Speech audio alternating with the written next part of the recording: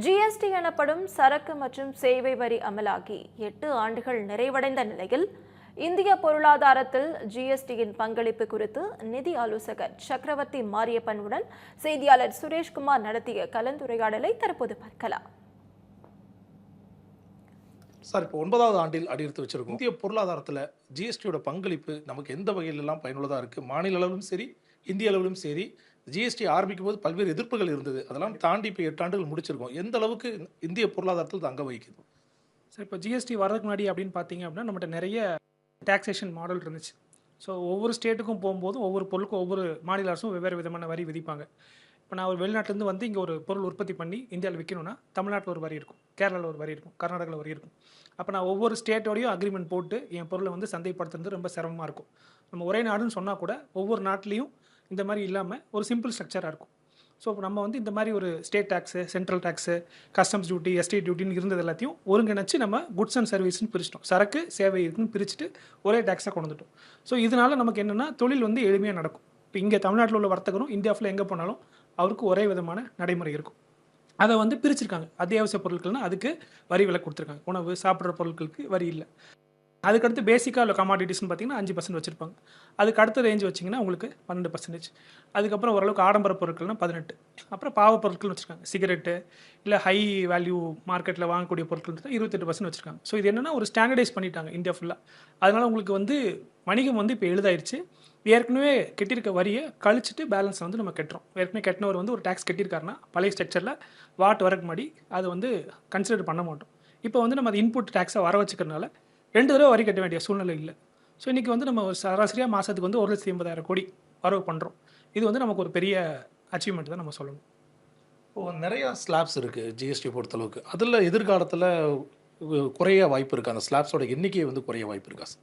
நேற்று தான் இதுக்கு பற்றி நான் எழுதியிருந்தேன். ஸ்லாப்ஸ் வந்து குறைக்கணுன்றது ரொம்ப வருஷமாக நம்ம சொல்லிகிட்டு இருக்கோம். ஆனால் நம்மளோட வருமானம் அதனால் பாதிக்குமா அப்படின்றத பார்த்து தான் அதை செய்ய முடியும். ஏற்கனவே ஜிஎஸ்டி அறிமுகப்படுத்தும் போது ஒவ்வொரு மாநிலங்களுக்கும் வருவாய் வந்து இழப்பீடு வரும்னு சொல்லி சொன்னாங்க. ஏன்னா வரி விதிப்பை மாநிலங்களோட அதிகாரத்துலேருந்து எடுத்து இப்போ பொதுவான ஒரு அமைப்பு கீழே கொண்டு வந்துட்டோம். ஸோ மத்திய அரசு, மாநில அரசு இவங்களோட கூட்டமாக வச்சு ஜிஎஸ்டி கவுன்சிலில் நிதி மந்திரி தான் எல்லாரும் சேர்ந்து ஓட்டெடுப்பு நடத்தி தான் இதை வந்து முடிவு பண்ணணும், என்னென்ன பொருளுக்கு என்ன வரி விதிக்கணும்னு. இப்போ வரியை குறைக்கிறோம் அப்படின்னு சொல்லி சொல்கிறோம்னா மாநிலத்துக்கான வருமானம் குறைஞ்சிடக்கூடாது. 2 பேருக்கும் ஆல்ரெடி 50-50% ஷேரிங் நமக்கு இருக்குது.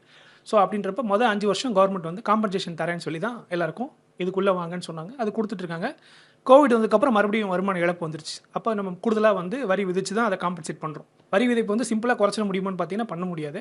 ஏன்னா இப்போ 18% வரி விதிக்கக்கூடிய ஸ்லாபில் தான் 75% ஆஃப் வருமானம் வருது. இப்போ 2 லட்சம் கோடி வருதுன்னா 1.5 லட்சம் கோடி பார்த்தீங்கன்னா 18% ஸ்லாப்லேருந்து தான் வருது. ஸோ அதை டக்குன்னு குறைக்கணும் அப்படின்னா ஒரு 5,000 கோடி 10,000 கோடி நமக்கு லாஸ் ஆச்சுன்னா மறுபடியும் அதை எதுலேருந்து எடுக்கிறது, வேறு பொருள்லேருந்து எடுக்க முடியும். ஸோ அதனால் அது வந்து ரேஷனலைஸ் பண்ணுறதுக்கு வாய்ப்புகள் இருக்குது. ஆனால் கொஞ்சம் கொஞ்சமாக தான் பண்ணுவாங்க, இமீடியட்டாக பண்ணுவாங்கன்னு சொல்ல முடியாது. It will take some time. Sir, இந்த ஜிஎஸ்டி அறிமுகம் செஞ்சது பிறகு இந்த வரி செலுத்துவருடைய வெளிப்படைத்தன்மை எந்த அளவுக்கு மாறி இருக்குன்னு நினைக்கிறீங்க? அது ஜிஎஸ்டி வருவதற்கு முன்பு பின்பு அதில் எப்படி பார்க்குறீங்க? சார், இது வந்து என்னென்னா முன்னாடி இருந்தே நமக்கு வந்து வரி ஏய்ப்புகள் நடந்துட்டு தான் இருக்கும். ஆனால் இந்த ஜிஎஸ்டியில் இன்புட் டேக்ஸ் கரெக்ட் எடுத்து ரா மெட்டீரியல்லேருந்து நமக்கு டெலிவரி வரைக்கும் எல்லாமே செயினாக நடக்கிறதுனால ஓரளவுக்கு ஆர்கனைஸ்ட் எக்கானமியாக நம்ம உள்ளே வந்திருக்கோம். இந்த 2 lakh crores நம்ம வந்து அச்சீவ் பண்ணியிருக்கோன்றது வந்து நம்மளுடைய டிரான்ஸ்பரன்சியை ஜாஸ்தி பண்ணியிருக்குன்னு தான் நம்ம காமிக்கணும் டிரான்சாக்ஷனில். ஸோ இதுக்கு வந்து ஒன்லி ஜிஎஸ்டி மட்டும் காரணம் இல்லை, என்வரான்மெண்ட்டில் கூடிய மற்ற ஃபேக்டர்ஸும் நீங்கள் பார்க்கணும். ஒரு டிஜிட்டல் எக்கானமி, கவர்மெண்ட் வந்து பேங்க் வழியாக நடக்கிற டிரான்சாக்ஷன்ஸை ப்ரமோட் பண்ணுறது, போன வருஷம் இன்கம் டேக்ஸோட ஸ்லாபை வந்து 12 lakhs வரைக்கும் இன்க்ரீஸ் பண்ணியிருக்குது சேலரி கிளாஸ்க்குன்னு. இந்த ஸ்பெண்டிங்கெல்லாம் இன்க்ரீஸ் பண்ணி மார்க்கெட்டில் கேஷ் ஃப்ளோவை இன்க்ரீஸ் பண்ணுறதுக்கான முயற்சிகளும் ஒரு காரணம்.